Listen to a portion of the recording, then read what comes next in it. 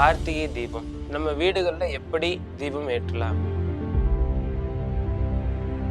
இந்த தீபம் ஏற்றும் போது நம்ம நிறைய பேர் பண்ணக்கூடிய தப்பு என்னன்னு பாத்தீங்கன்னா, இந்த கார்த்திகை தீபம் எப்போ வருது அப்படின்னு பார்த்தோம்னா, வரக்கூடிய டிசம்பர் 13ஆம் தேதி கார்த்திகை மாசம் வரக்கூடிய பௌர்ணமி ஒட்டி வர்ற இந்த கார்த்திகை நட்சத்திரத்தன்னைக்கு இந்த கார்த்திகை தீபம் ஏற்றப்படுது. அதுவும் ரொம்ப விசேஷமா எங்கேருந்து பார்த்தீங்கன்னா திருவண்ணாமலையில.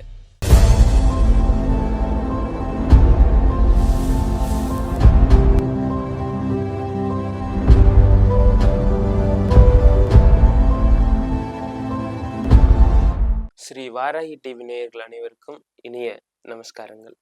இன்னைக்கு பார்க்க போற சிறப்பான விஷயம் என்னன்னு பார்த்தீங்கன்னா, கார்த்திகை தீபம். அடுத்து ரொம்ப பக்கத்துல இருக்கு கார்த்திகை தீபம். அது கூடவே நம்ம வீடுகள்ல எப்படி தீபம் ஏற்றலாம் அப்படிங்கிற விஷயங்களையும் பார்க்கலாம். இப்போ இந்த கார்த்திகை தீபம் எப்போ வருது அப்படின்னு பார்த்தோம்னா, வரக்கூடிய டிசம்பர் 13ஆம் தேதி இந்த விசேஷமான நாள்ல நம்ம கிரிவலம் போறோம். அதே மாதிரி பார்த்தீங்கன்னா சொக்கப்பனை பார்ப்போம். அதுக்கப்புறம் குழந்தைகள்லாம் மாவலி சுத்தி விளையாடுவாங்க. இப்படி நிறைய விஷயங்கள் அந்த கார்த்திகை தீபத்தை சார்ந்து வரும்.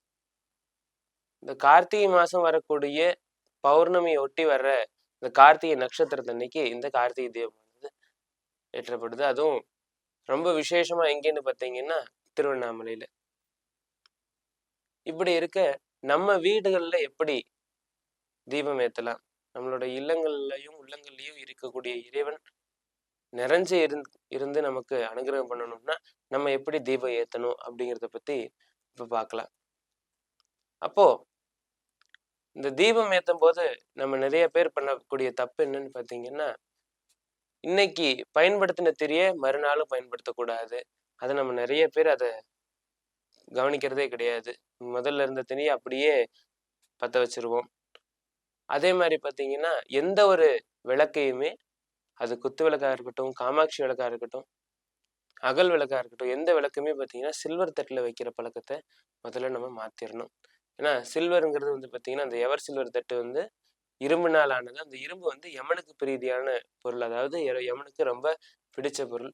அப்போ மங்களகரமான இந்த விளக்கை கொண்டு போய் நம்ம அந்த இரும்புல வைக்கிறது நமக்கு தீபம் ஏத்துற புண்ணியத்தை விட அதிகமான பாவத்தை கொடுக்கும். அதனால நம்ம இனி வரக்கூடிய காலங்கள்ல எப்படி தீபம் ஏத்தினாலும் சரி, எந்த தீபம் ஏத்தினாலும் சரி, அந்த இரும்பு தட்டு இருக்கக்கூடிய அந்த எவர் சில்வர் தட்டுல வைக்காம பார்த்துக்குவோம்.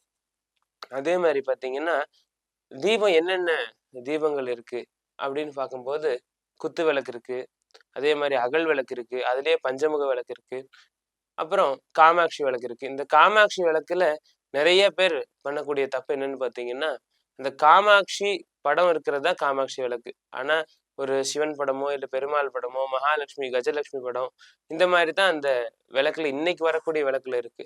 ஆனா ஒரிஜினல் காமாட்சி விளக்கு அப்படிங்கிறது பார்த்தீங்கன்னா திருவாச்சி வச்சிருக்கோம். அந்த திருவாச்சிக்குள்ள காமாட்சி அம்மனுடைய உருவம் இருக்கும். இதுதான் வந்து காமாட்சி விளக்கு.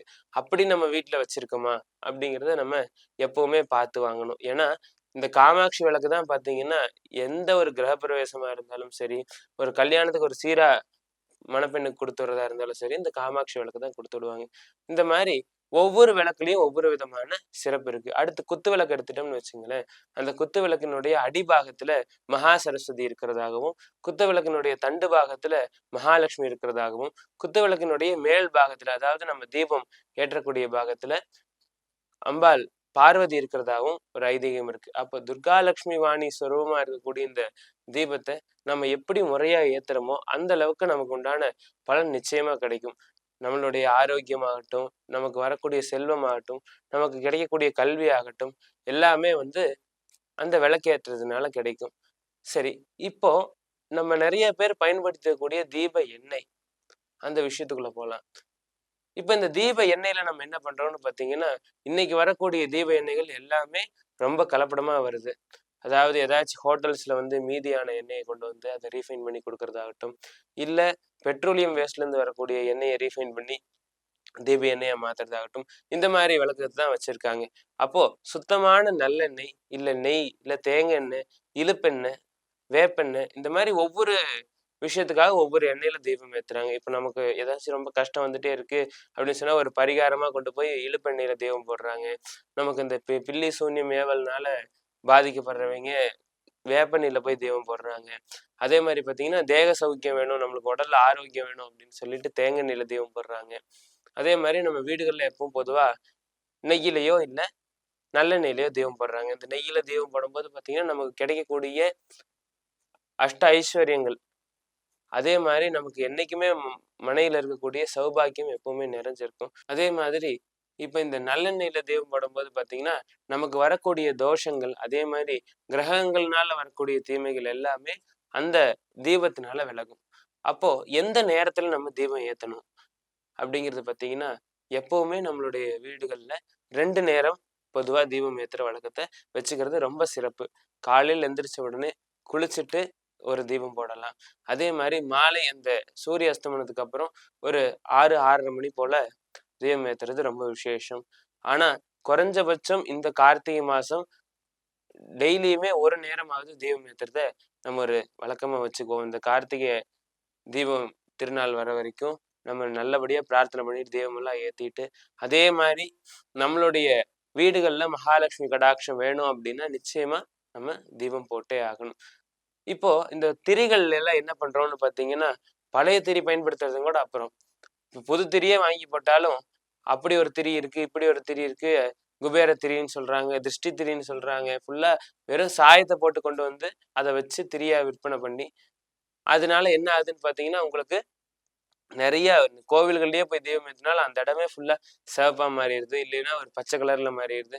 இந்த மாதிரி விஷயங்கள் எல்லாம் வச்சுக்க வேண்டாம். அதே மாதிரி பாத்தீங்கன்னா, எலுமிச்சம்பழ தீபம்.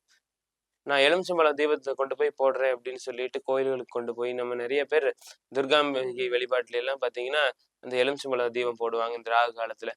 போடும்போது என்ன பண்ணுவாங்கன்னு பாத்தீங்கன்னா, கோவில்லயே கொண்டு போய் அந்த எலுமிச்சம்பழத்தை பிழிஞ்சு விட்டு வந்து அந்த கோவிலையும் வீண் பண்ணுவாங்க. அந்த மாதிரி விஷயங்கள் இல்லாம நம்ம முன்கூட்டியே அந்த தீபங்கள் எல்லாம் தயார் பண்ணிட்டு கொண்டு போய் 2 அகல் விளக்கு கூடவே வாங்கிட்டு போய் அதுல வச்சு ஏத்துறது ரொம்ப விசேஷம். அதே மாதிரி எப்ப தீபம் ஏத்த போனாலும், எந்த தீபம் ஏத்தினாலும் ஒரு தட்டு வீட்டுல இருந்து எடுத்துட்டு போயிருங்க.